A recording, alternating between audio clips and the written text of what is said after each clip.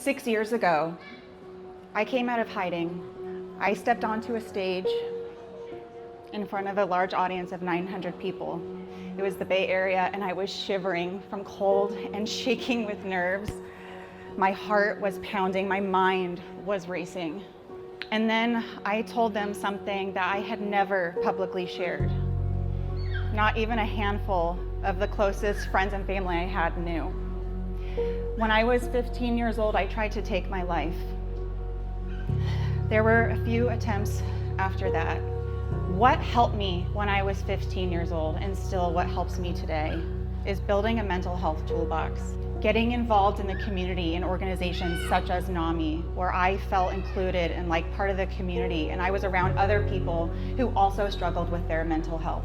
I built my own mental health toolbox, and that still is with me today.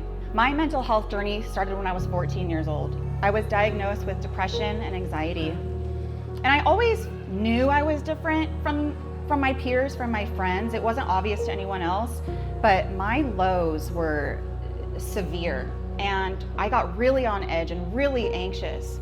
And no one else was bothered by this. It was just me. But again, I masked it. No one knew the internal pain that I struggled with on a daily basis. Not wanting to live another day.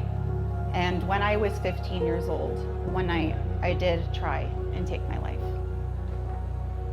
Again, the things that helped me building that toolbox, getting involved in the community, therapy, medication management, still just as good today.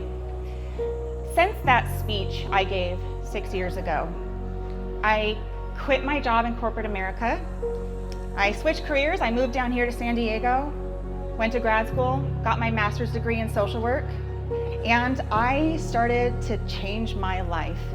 I was a new person. I traveled to Washington, D.C. and to Sacramento, and I met face to face with lawmakers, slowly but surely starting to open up and share my story, coming out of my hiding and urging for their support for mental health and suicide prevention. Because I lived the story, and I knew, and I still know, how much change needs to happen. To give some context, 1 in every 5 Americans is living with a mental health condition. And get this, more than 50% of all mental health illnesses begin by age 14, coincidentally the same age mine began. In other words, you're not alone. This is very common. There are some people here, I can do this. If you feel comfortable enough, would you guys mind raising your hand if you or someone you know has been affected by mental health? Okay, the people that are paying attention, every single hand is up. So this affects all of us. This is a big deal. This is why we're here. This is why we talk about things. I've learned that I cannot be afraid or ashamed to share the story that shaped me. And that story includes hitting rock bottom, being in bed for multiple days, not getting out, not brushing my teeth or my hair. Again, not many people know this. I had the lowest of the lows. I couldn't even answer a phone call. I felt stigmatized, and I hid myself because I was embarrassed of my mental health. But my story also includes triumph and growth. I learned how to become empowered, whether that would be through therapy or through school or through self-education or reading or getting involved in learning about mental health policy, facts, stats, therapy modalities, all the things. I learned to love myself. I made friends with me. Doesn't sound like a big deal to a lot of people, but it was to me, still is. And through all of these experiences, I learned to transform my pain into power and my mess into a message. I learned how to take charge of my mental health, and now I have the privilege to be able to help others with theirs today. We don't have a choice anymore to not talk openly about mental health. Would you guys agree? Yeah, and in fact, our next generations, they're growing up in online communities and in schools where mental health is openly discussed. Our next generation, they've stepped out, similar to me. They stepped out of their hiding, out of their darkness. And guess what? They don't want to go back in there. It's dark, it's lonely, it's scary.